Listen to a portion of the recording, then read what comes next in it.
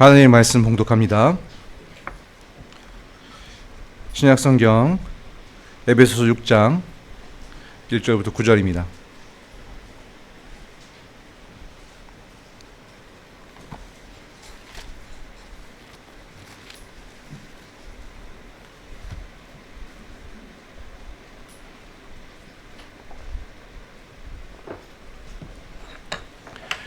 에베소서 6장 1절부터 9절을 찾으신 줄 알고 제가 받들어 읽겠습니다. 자녀들아, 주 안에서 너희 부모에게 순종하라. 이것이 옳으니라. 내 아버지와 어머니를 공경하라.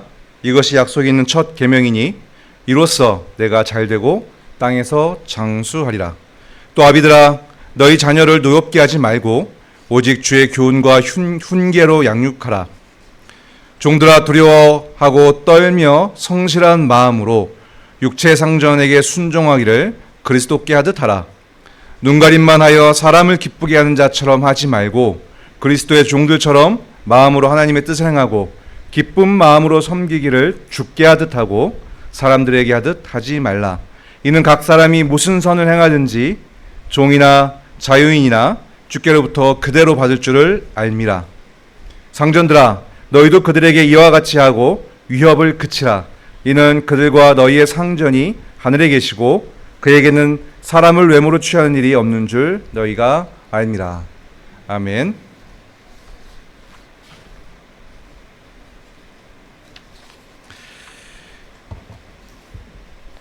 방금 봉독한 본문에는 부모에 대한 자녀의 순종, 또 자녀에 대한 부모의 사랑에 대한 교훈이 나타납니다. 1절부터 3절이죠.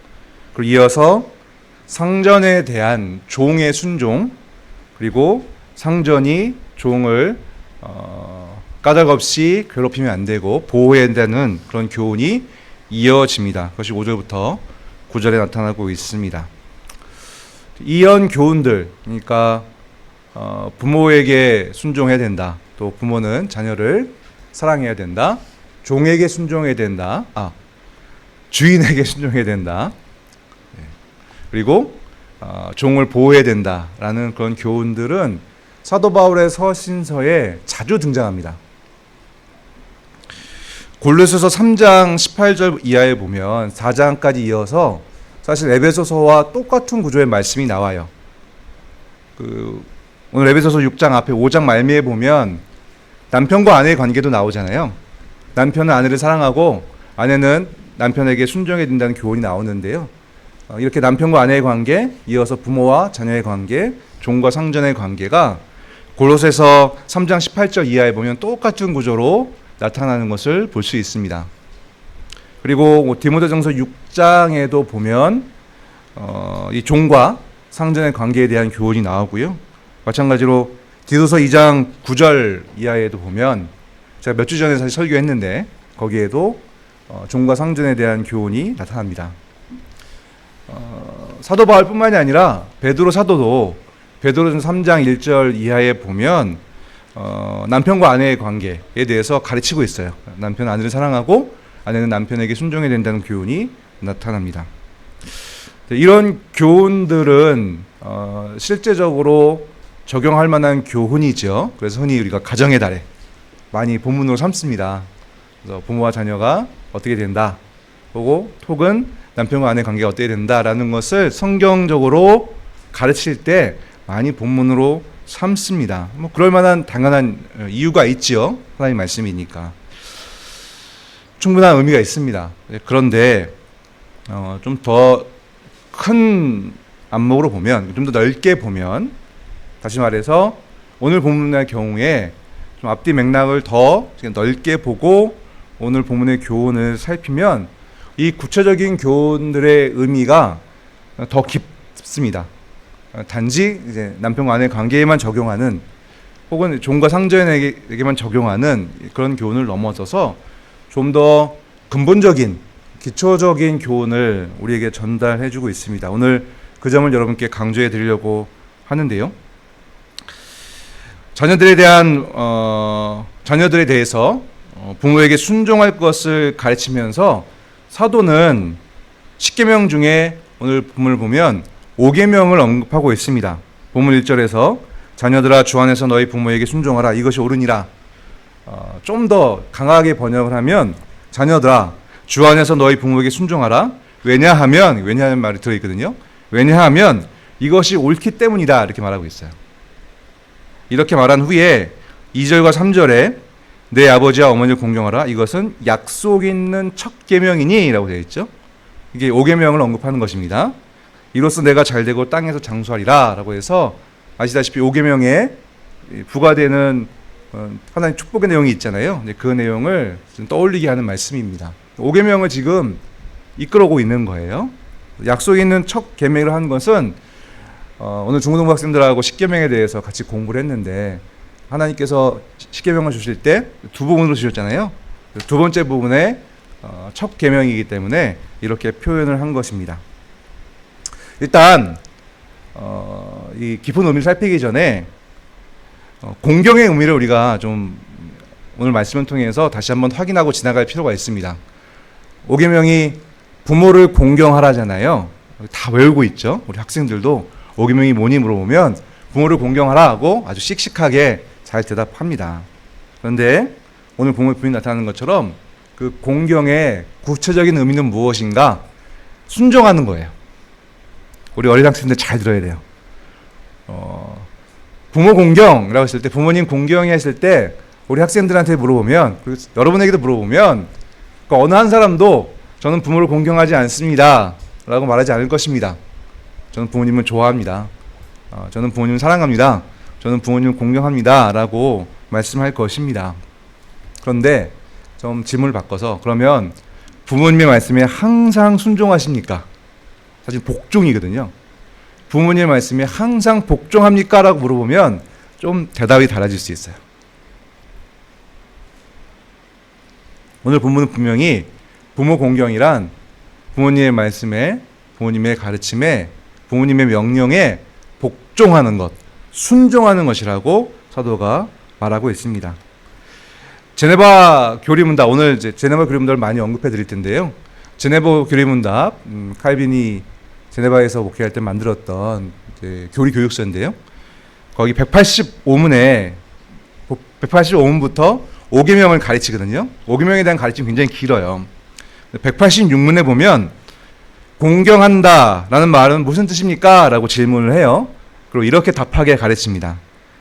자녀들이 그들의 부모에 대해 겸손한 마음으로 순종하며 감사와 존경을 드리고 궁핍한 상황 속에 있는 부모님을 도와드리고 그들을 위하여 수고해야 하는 것으로 이는 마땅한 것입니다 라고 답하게 합니다.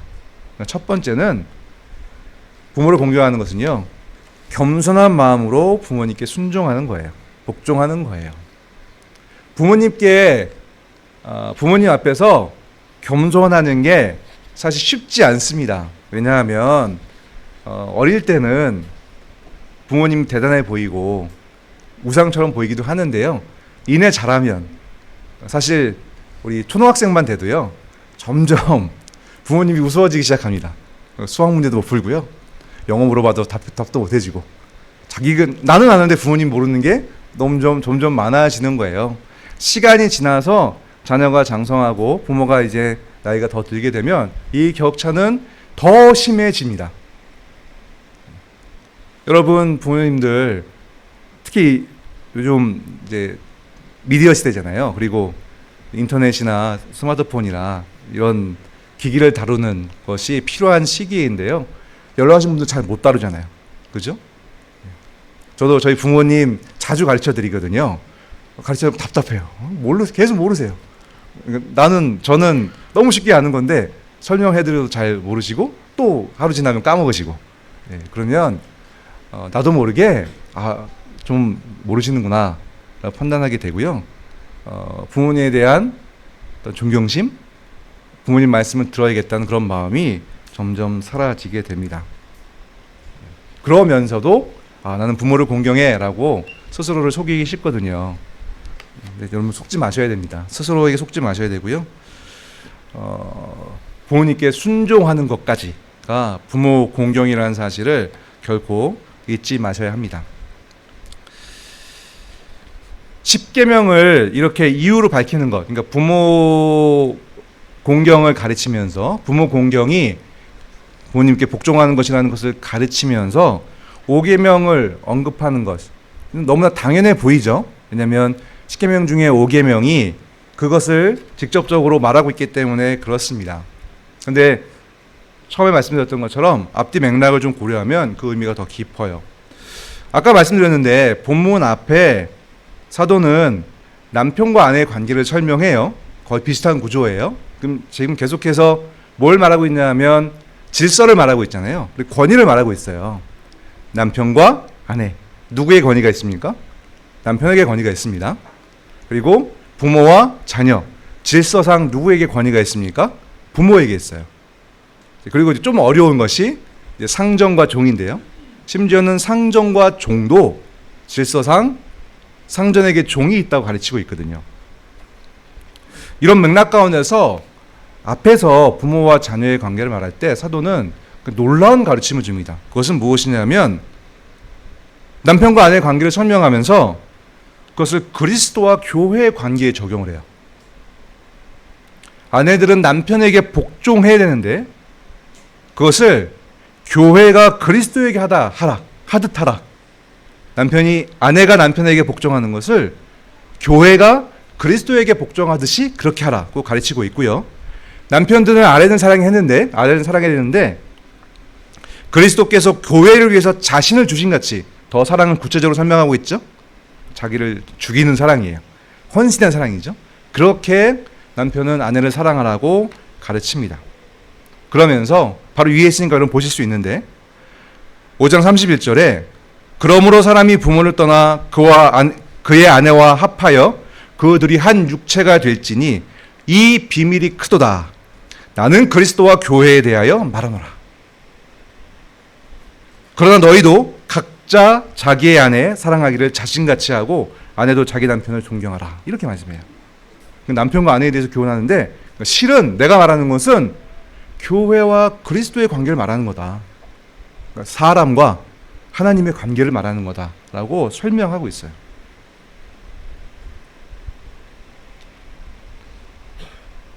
부부 사랑은요, 그리스도와 교회의 사랑이, 그러니까 하나님과 사람의 사랑, 관계의 사랑, 이것이 어떠한 것인지를 인간 세상 속에 나타내주는 신성한 관계라는 뜻이에요.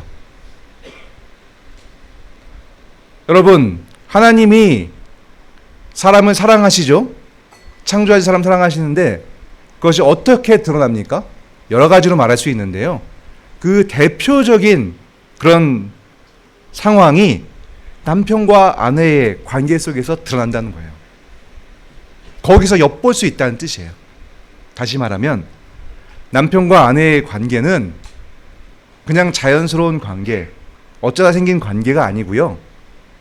하나님이 세팅하신, 하나님께서 만드신, 의도적으로 만드신 관계라는 뜻입니다.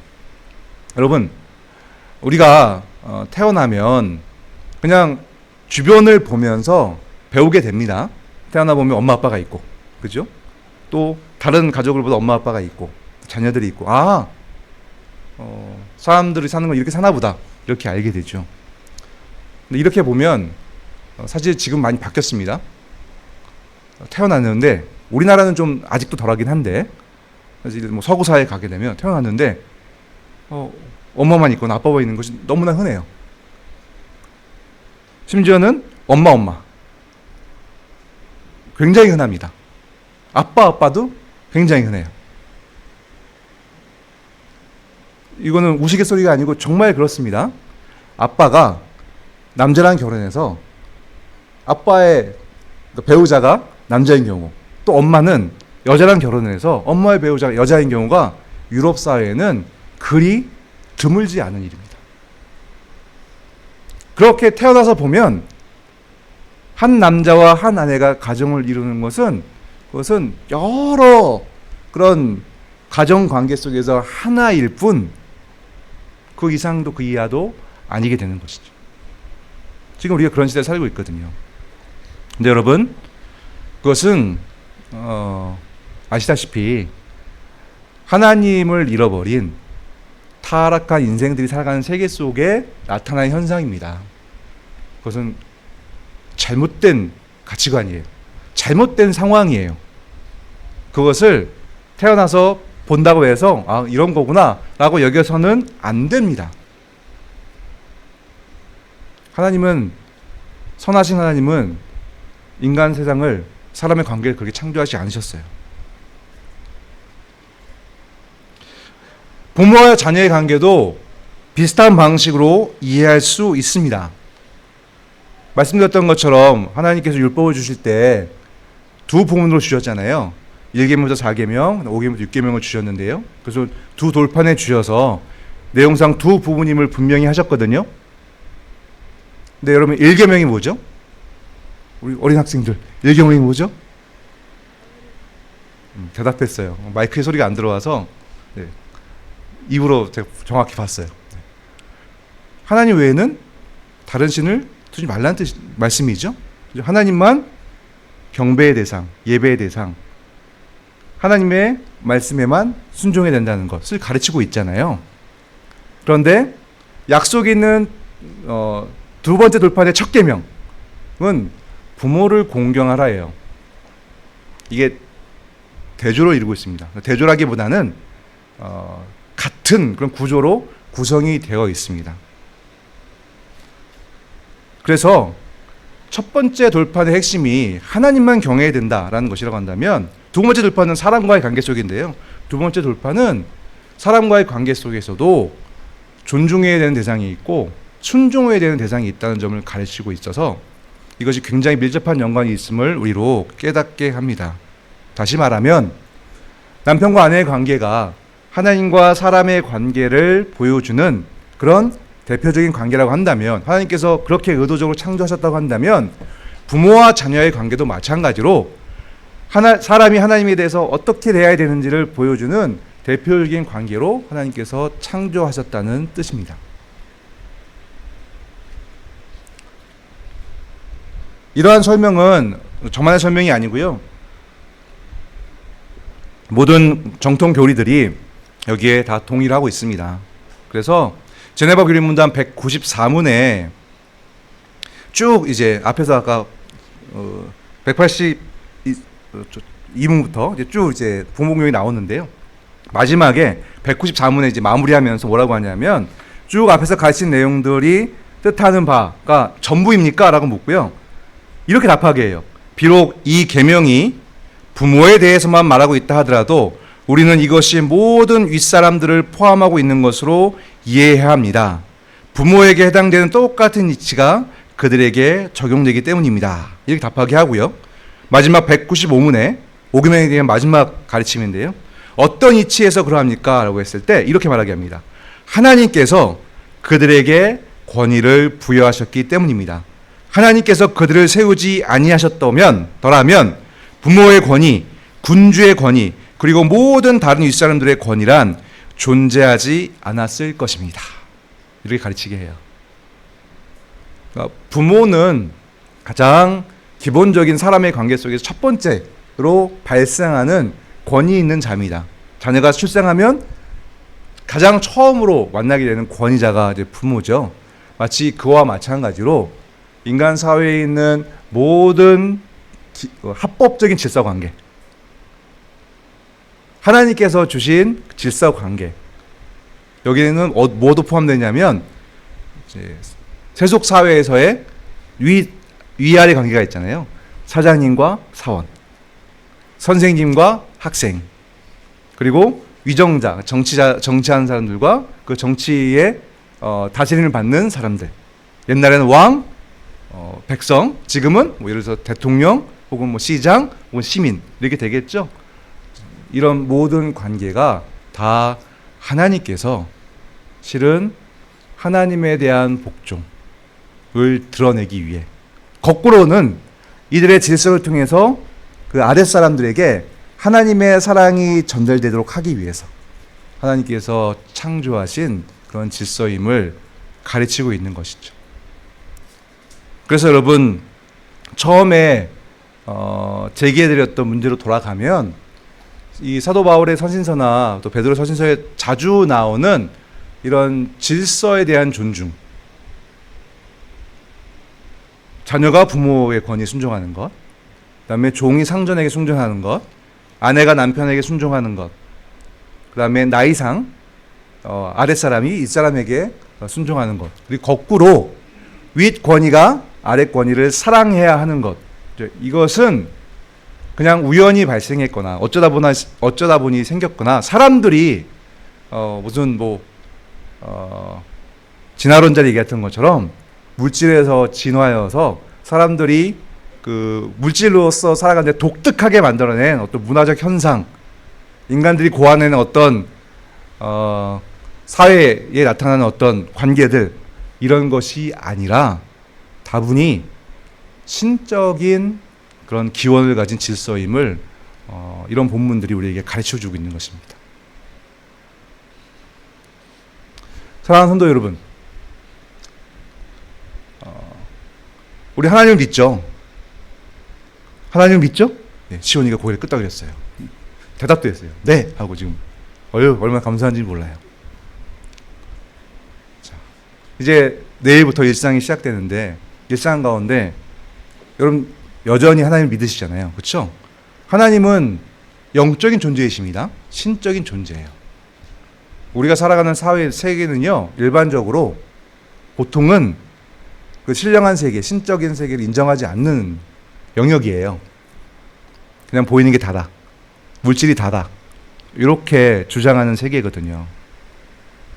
그러다 보니 이런 관계도, 부부의 관계, 부모와 자녀의 관계도 그런 취급을 해요.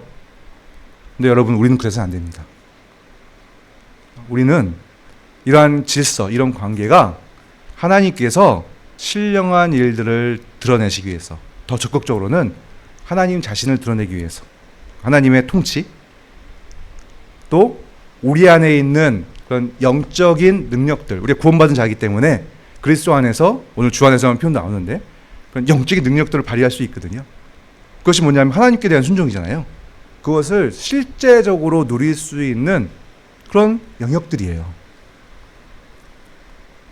우리는 교회에 오면 이게 예배드리고 찬송하고 말씀 보고 하면, 하나님, 참 오늘 오전 설교에도 하늘나라, 천국, 그때 어떻게 될까 여러 가지 생각들을 하잖아요. 그렇죠?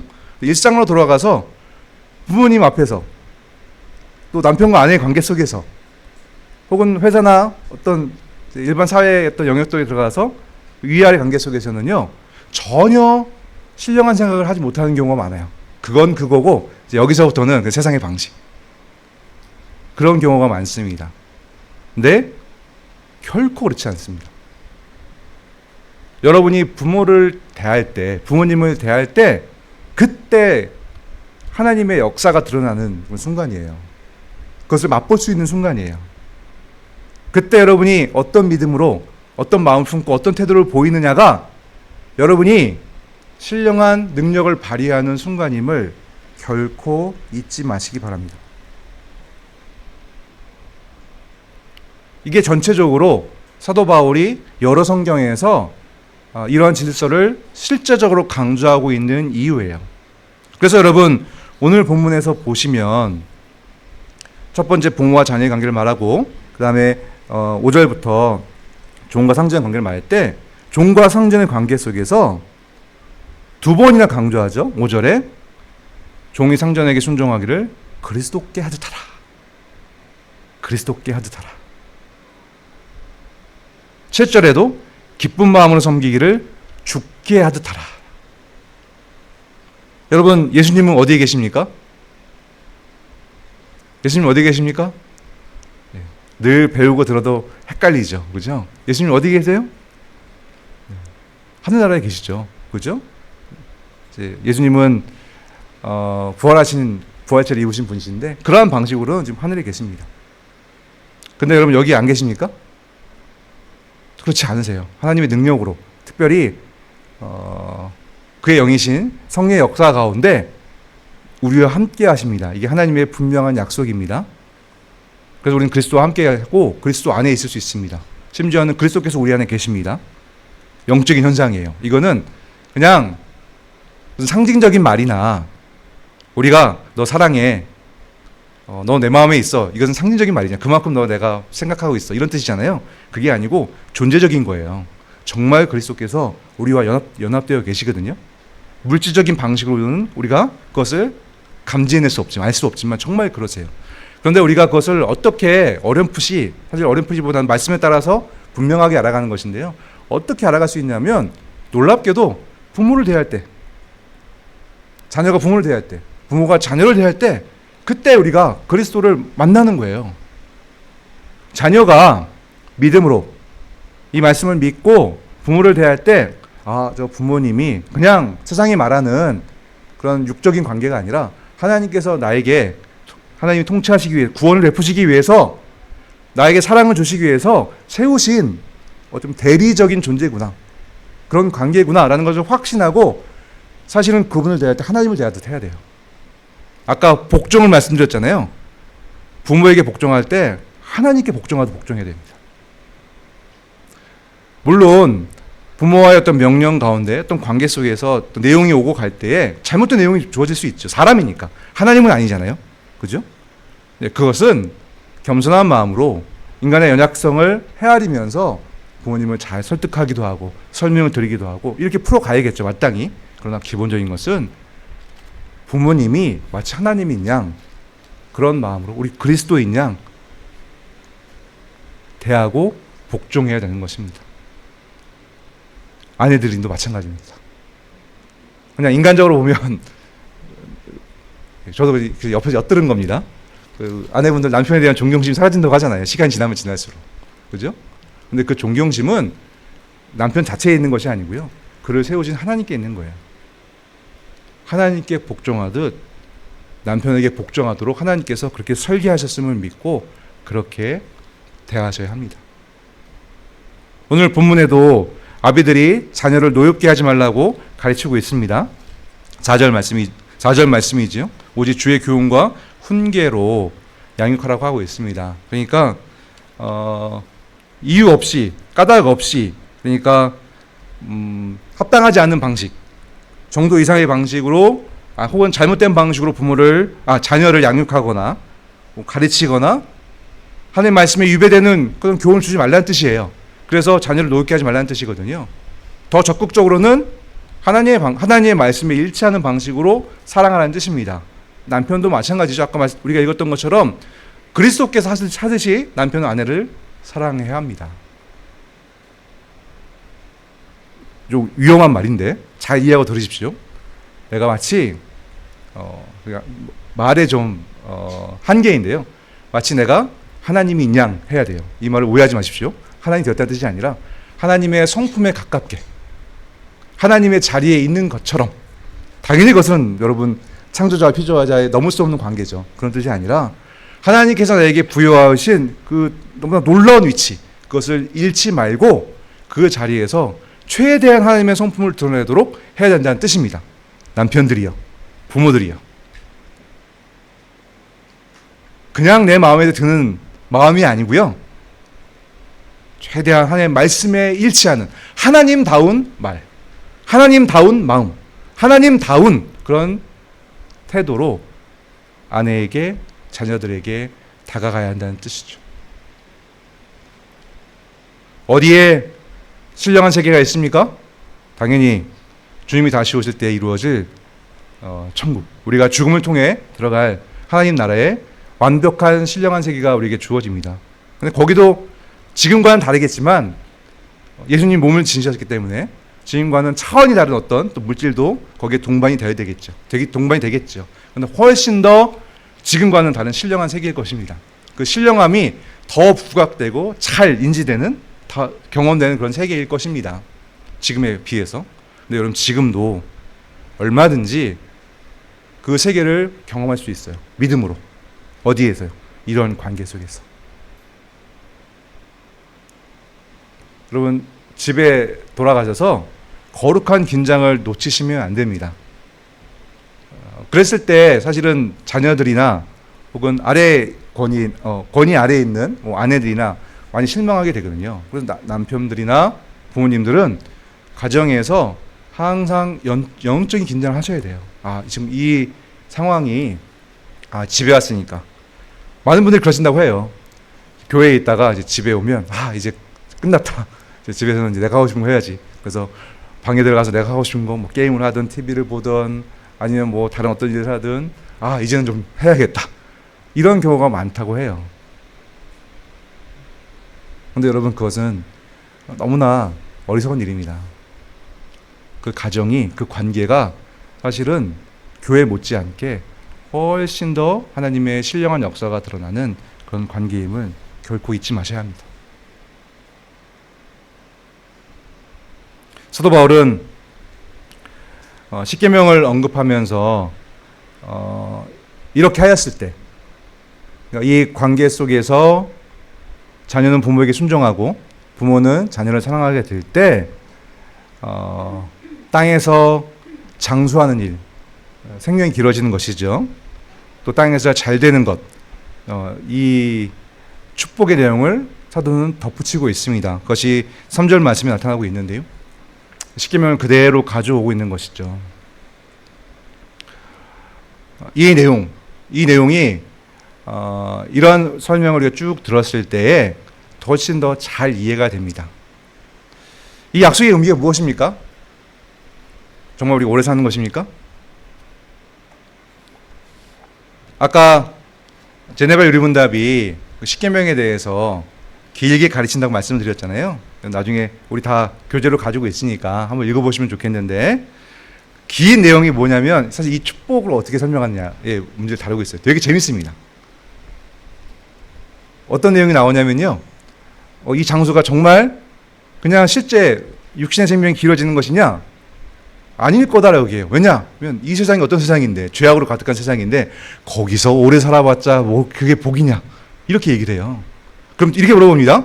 그러면 빨리 죽는 사람도 있는데, 그걸 말하기 전에, 그래서 이 땅에서 그냥 오래 사는 게 복이 아니고, 이 땅에서 하나님의 통치를 받고 있는 그 자체, 우리가 쭉 설명을 들었잖아요. 하나님의 통치를 이해하고 이 관계가 신령한 관계인 것을 아는 그 관계, 그것이 참된 생명력이어서 그것을 하나님께서 보호하신다는 뜻이다. 이렇게 가르쳐요. 이렇게 묻습니다. 그러면 어떤 사람은 빨리 죽던데, 그러면 하나님께서 그들은 보호하지 않으시는 것입니까? 이렇게 물어봐요. 그렇지 않다. 하나님께서 더욱 사랑하셔서 빨리 데려가신다. 완전한 관계 속으로 데려가신다. 이렇게 교훈합니다. 그리고 이 약속의 내용도 정말 물리적인, 그러니까 육적인 어떤 장수 혹은 이 땅에서의 번영을 말하는 것이 아니라 이 신령한 관계를 이해하는 자가, 그러니까 영적인 생명력, 참된 생명력을 가진 자가 그것을 계속 유지하도록, 육적으로는 빨리 살던 아니면 더 오래 살던 상관이 없이 그것을 끝까지 유지하도록 하는 은혜가 그에게 주어진다라고 제네바 교린도에 가르치고 있어요. 저는 거기에 전적으로 동의합니다. 말씀을 이제 마무리하면서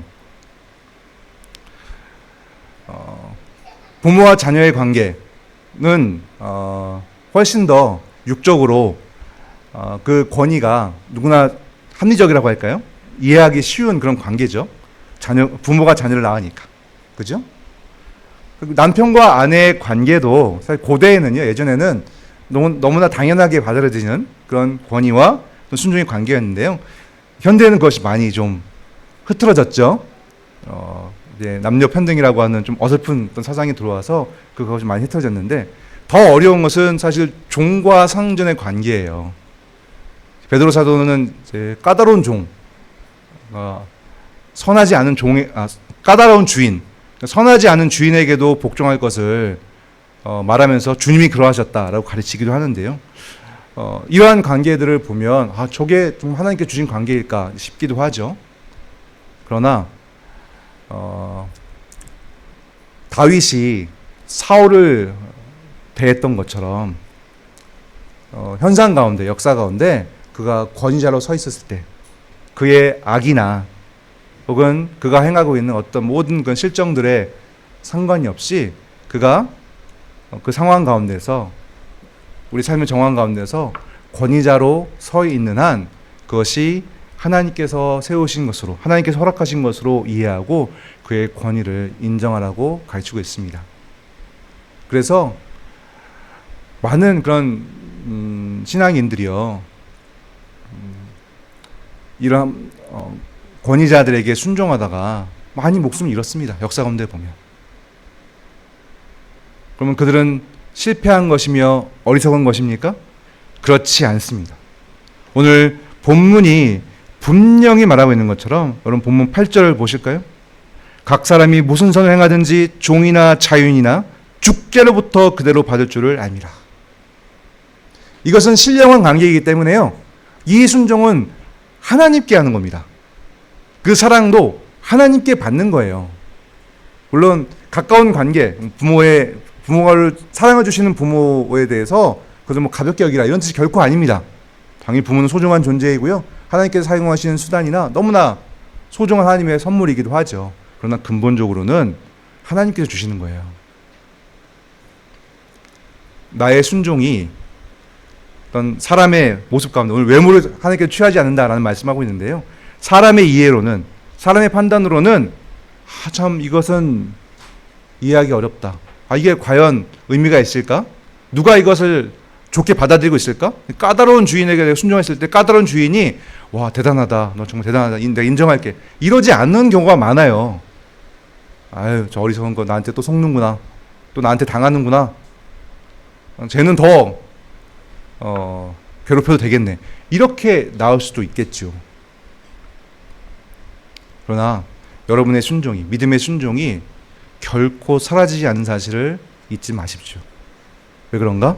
이 관계를 설정하신 분이 하나님이시고요, 하나님께서 이 관계 속에서 나타나는 여러분의 모든 순종, 또 여러분이 베푸는 모든 사랑을 다 받으시기 때문에 그런 것입니다. 우리가 그걸 믿습니다. 이걸 믿지 않으면요, 우리는 세상 사람들처럼 그저 사람에게 대하듯 그 정도 선에서만 이 관계를 이루어갈 수밖에 없어요. 오늘 말씀 가운데 분명히 말하고 있죠. 사람에게 하듯 하지 말라. 사람에게 하는 그런 수준에서 우리는 하나님의 성품의 가치를 찾지 않습니다. 하나님의 명령의 성취의 수준을 결코 찾지 않습니다. 우리가 받은 은혜는, 그래서 우리가 누릴 수 있는 능력은 그 이상입니다.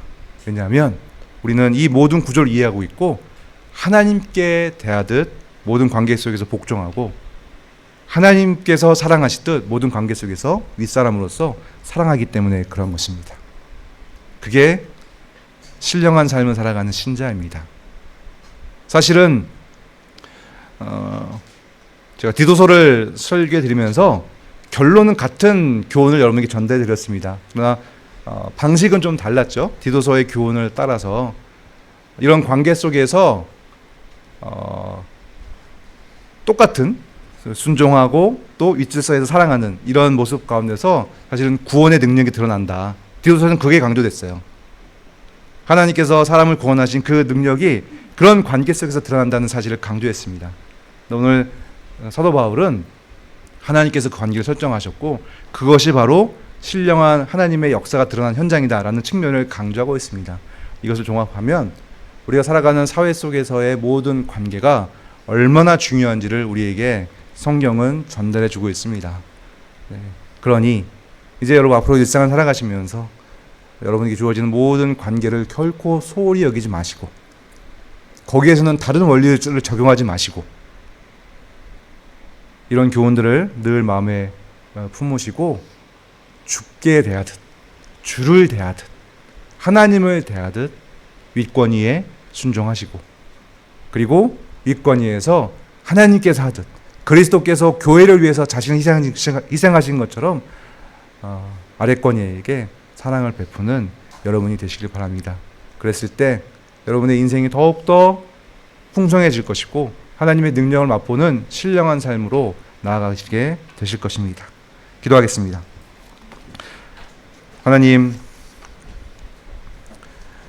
하나님께서 사도의 입술을 빌어서 우리가 어떻게 신령한 삶을 살아갈 수 있는지에 대해서 교훈해 주셨습니다. 감사함을 드립니다.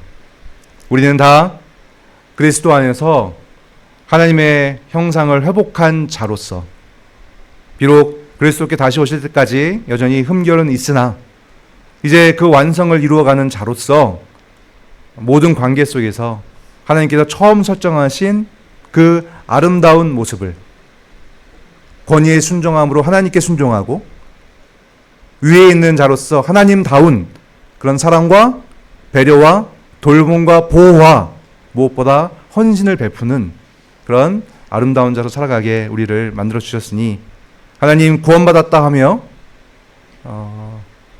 다가올 주인이 재림과 다가올 하나님의 나라를 막연히 기대하는 그런 삶이 아니라 거기에 합당한 신령한 삶을 말씀에 따라 누려가는 능력 있는 신자들이 될 수 있도록 현장께 온 교우들을 이끌어 주시옵소서.